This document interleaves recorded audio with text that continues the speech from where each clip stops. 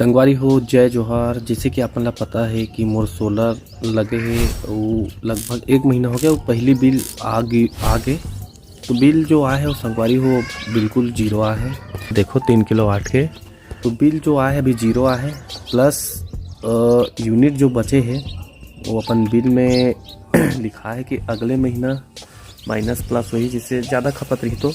और जो पहली महीना जो मोर यूनिट जो जनरेशन जो करे है, जो सोलर जो 3 किलोवाट के करे है वो जनरेशन है लगभग 400 यूनिट, नहीं 400 से ज़्यादा है। बिल में लिखा है, थोड़ा देख के बता तुम्हें है।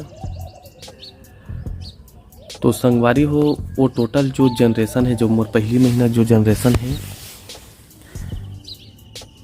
453 यूनिट यह जनरेशन करे है। और जैसे ऐप में जाकर देखो तो 521 यूनिट है जो पहला महीना